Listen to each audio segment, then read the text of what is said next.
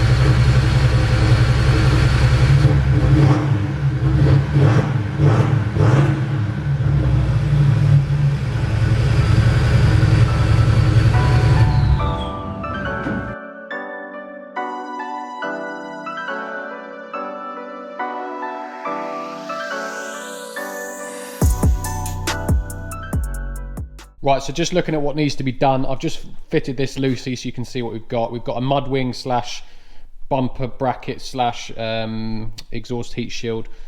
This side and the one that side as well, it's just down there. We've got wiring to do, so this is for a parking sensor. This is for, we have reversing camera and some other bits. We've got parking sensor wiring we need to do here. And that is for, I'm not even sure.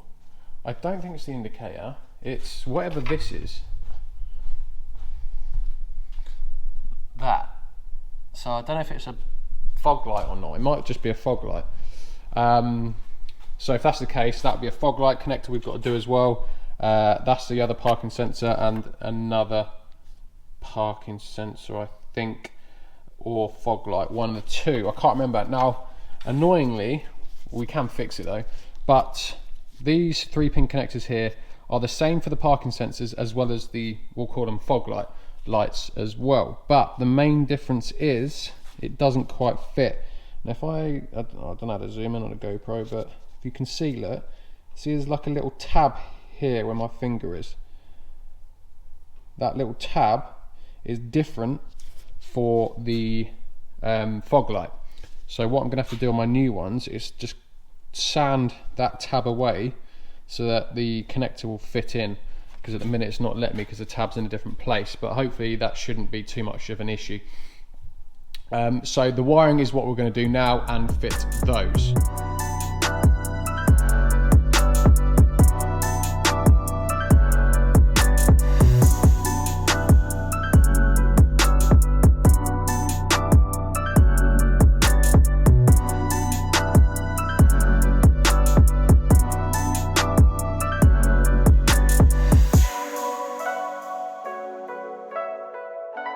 So I've just wasted about an hour and a half trying to find a wire that doesn't exist. I've got 3 wires this side on my wiring loom, parking sensor, fog light, parking sensor. This side I've only got 2, even though the bumper says I've got parking sensor, fog light, parking sensor. If you go over to the bumper, quite clearly suggests parking sensor, where there will be fog light, parking sensor.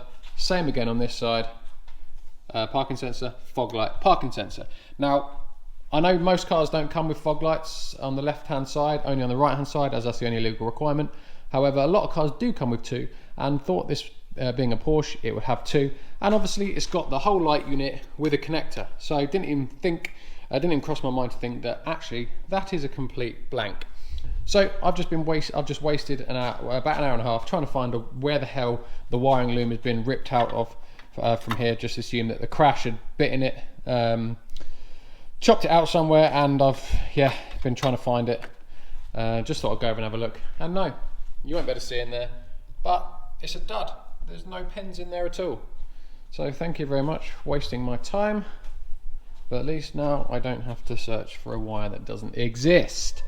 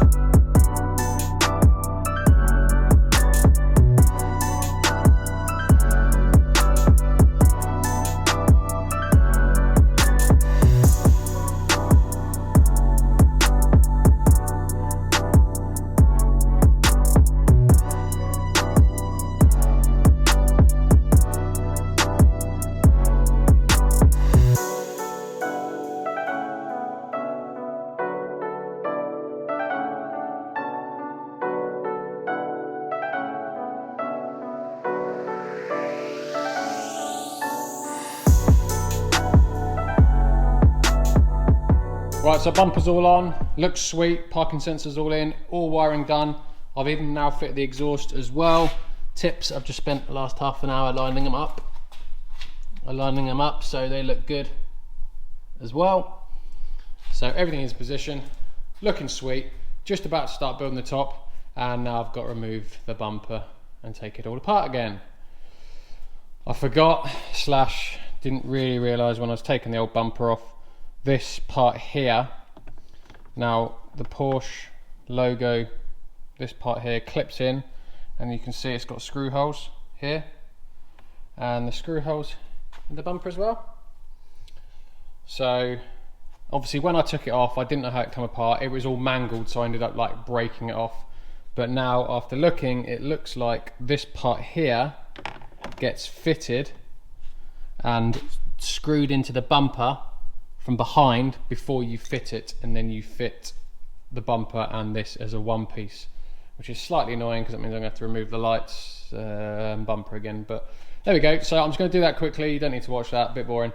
I'm going to do all that, get that back in, and then hopefully we can build the spoiler up. Although I do have the spoiler, a new one, it is in primer, so whether I actually fit that yet, I don't know. But we'll get to a stage where I can't really do no more, and then we'll go ahead and fit the bonnet. Right, there we go. I removed the bumper and fitted this trim piece properly, all screws underneath and all now properly in place.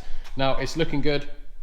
All we've got left to do now is, I've just refitted this spoiler. This is the lifting part. The only thing we've got to do now is fit the trim that goes on the top of here, which actually isn't painted. I've got it over here. Kind of forgot about it really, so I need to get that painted in white before we can fit it. However, that doesn't stop us now going for a road test. So happy with everything. Everything looks good, all in position. Exhaust looks sweet. I do need to adjust this tip because it's slightly poking out more than the other one, but they're easily adjustable on this. So now with the rear pretty much done for the now, we move on to the bonnet and we'll get that fitted and we'll go for that test drive.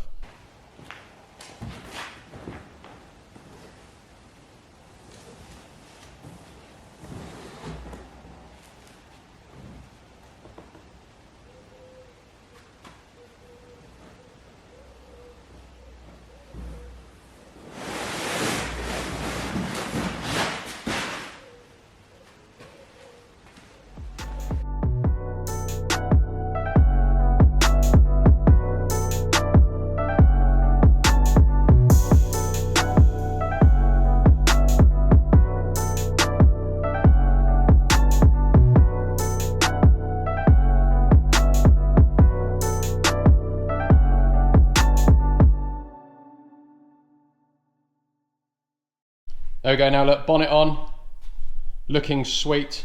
I've got to do a little bit of adjusting. Nothing too major though, because all the gaps actually look pretty good. But really happy with that. And obviously there is going to be a slight colour difference because this is very dirty for a start. It's never been cleaned, and it's got PPF on it as well, which is for some reason just makes it ever so tad darker. But it's not really that noticeable, and looks good. So really happy with how it looks for the minute. So yeah, looks sweet. So now we're going to put it on the ground, move it back, I'll fit that Porsche emblem, and then we'll go for a test drive. There we go. I genuinely just got in the car, I was about to go for a road test, I'd set the camera up and completely forgot about me seat belts. Now, there is a slightly annoying thing here. I didn't realise up until about a week ago that the passenger side seatbelt has also been deployed. If we just go round, it's absolutely solid, which I suppose indicates there was no one in the passenger seat, but for some reason it's gone tight anyway. So that needs to be repaired, but obviously I didn't realise that at the time. So I ended up ordering a brand new one from Porsche. This is before I realised that I could get them repaired. So this I've had for absolutely months. It's just been sat in the corner. So we have a brand new driver's seat belt, which we will fit, but the passenger one I am going to remove and send off to get repaired. So we won't get that back for probably a few weeks. But before we can go on road test, I obviously need to fit this seat belt. As you can see here, I've already pulled off the trim. It was fairly easy to get to. I put the roof down for a little bit more access, but I've exposed it and I'm hoping it's going to be actually pretty straightforward. So we're going to get that replaced now. It's literally just remove that cover. There's a bolt there. This trim literally was just this little bit here. It just pulled off. There's about 5 clips. You've got a little bar here, which is a bolt there, which I think this lifts up. Yeah, this lifts up and I can remove, so that's fine. And there is one bolt there, if you can see it, and I'll be able to undo that, and the whole thing pops out. So that should take no more than sort of 10-15 minutes to do. I won't bother time-lapsing it because there's nothing really, well, I might do actually, I'll stick the camera over there. But we'll get that replaced and then we can go for a road test.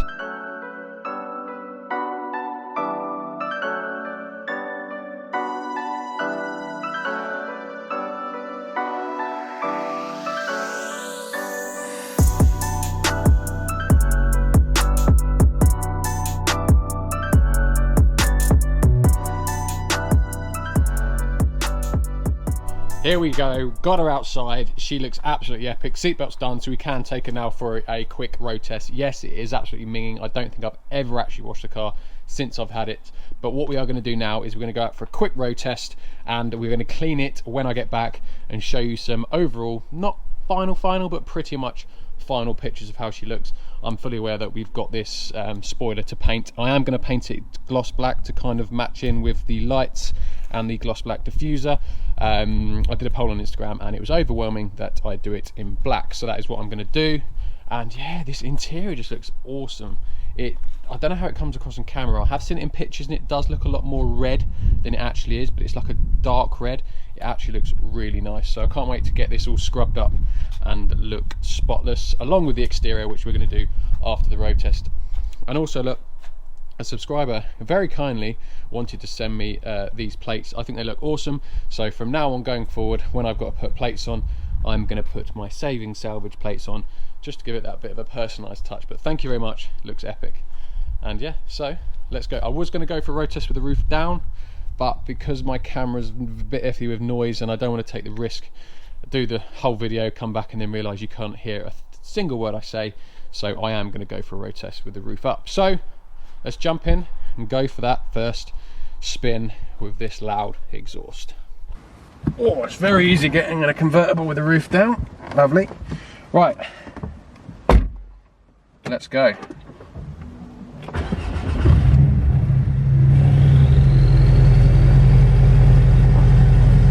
Right, roof up.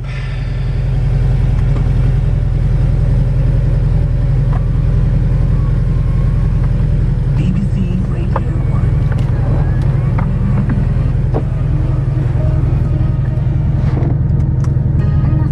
decent headroom, to be fair. And I'm 6'3" nearly. And I don't think I'm even all the way down, am I? No, I'm going to go further. Yeah, it's quite decent headroom. New seatbelt. Working a treat. Let's just turn this off. Volume on this one. This is weird. I've had this so long. I've never driven it. It's mad. Right. Let's go. I'm hoping there should be absolutely no issues with the driving aspect of it, considering the only damage was to the rear panels. It didn't affect steering, didn't affect any suspension, anything like that at all. Wheels are all fine, tyres are all fine. So from my point of view, this should be absolutely no different to a normal Boxster GTS at all. Gearbox seems fine, in 7th gear, engine seems fine. No warning lights on the dash at all, apart from an airbag warning light for that passenger, so that's good. Driving straight. Exhaust actually, I don't know how it comes across in camera, but it's not actually very loud at all. I can hear it, but it's definitely not droning, and it's absolutely fine. But no, she's driving in a straight line. Steering wheel's dead straight, so this is good. This is good. Now,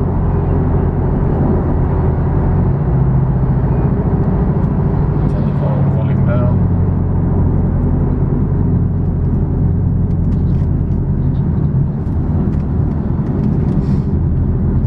I don't know how fast this is going to be actually. I mean, because this has got 365 PS obviously, and it only weighs what, 1250 kilos I'm guessing. I don't know if the Boxster is a bit more than the, well, I'm guessing it is more than the Cayman, but I don't know how much.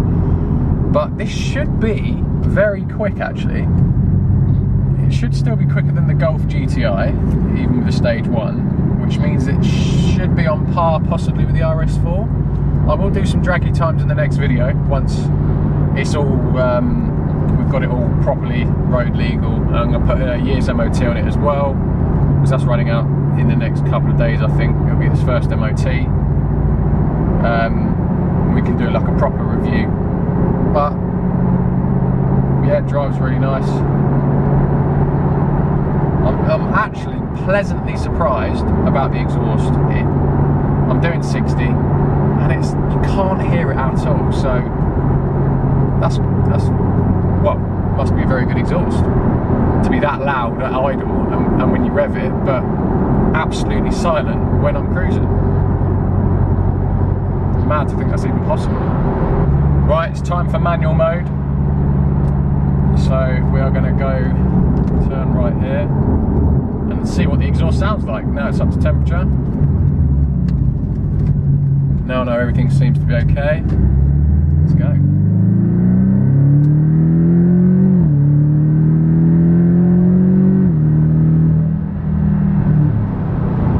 Okay, the gearbox is epic. It literally does not. You wouldn't know you're changing. If I put earplugs in, I wouldn't know I'm changing gear at all. It is very, very seamless.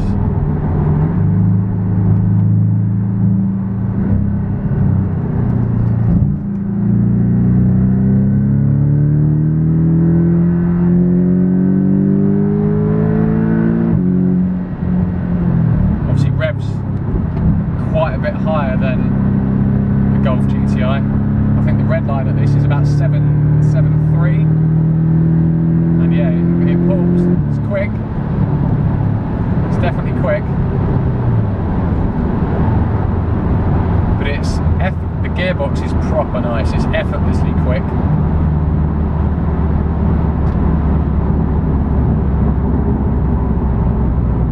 And the good thing, I suppose you could say the only good thing about no, we'll turn around up here. The only good thing about the 2.5 turbo engine is its potential, really. Now this is over 3 years old. It's you can tune it with obviously there's no warranty implications because it's out of warranty now.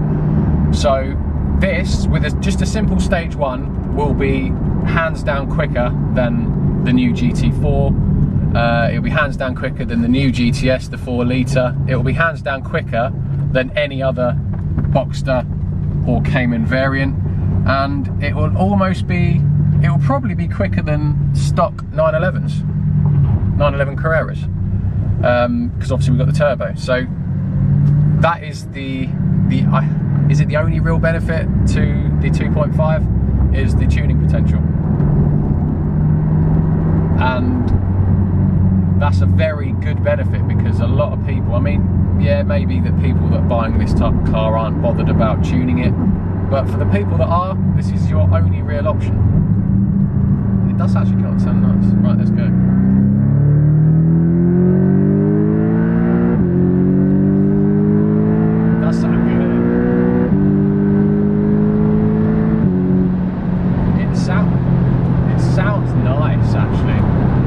Sound nice. This is a nice car. The gearbox is epic. I'll tell you what, it sounds very nice on full chat. And now look, I'm just cruising and you cannot hear the exhaust at all. I am very, very impressed with this exhaust. I thought it was just going to be loud, obnoxious, constant drone, and I'd hate it, and it's completely the opposite. Now, just talking about the exhaust quickly, I have no idea how they effectively work when the exhaust gases leave the exhaust manifold. I don't know if what gives you the drone is the fact that the exhaust gases travel a certain distance before they go through silencers and resonators and stuff, and that's what creates a drone, it resonating in through the pipes. That, if it is the case, it may explain why there's no drone in this, because it's a very short system, obviously. Axle's back, so it's what, 2.5, 3 foot, so nothing compared to a normal system. So I don't know if that's why there's no drone, because there is no, apart from obviously the cats, there is no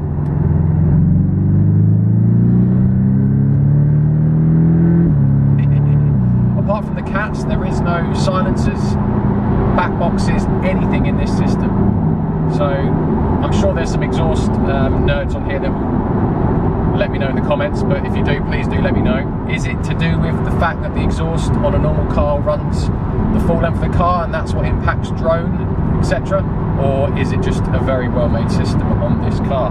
Let me know in the comments, because I'm actually interested to know. Yeah, so I was actually gonna wash the car for the first time and show you the afters, but I'm gonna have to save that for the next video when we do a full cost breakdown, MOT. So it'll pretty much be the final video on the Porsche on the next one, and that'll just be the final breakdown. I'll show you, I'll completely reveal it, so it's probably kind of nice showing you the revealed car nice and clean in the final video with it completely done.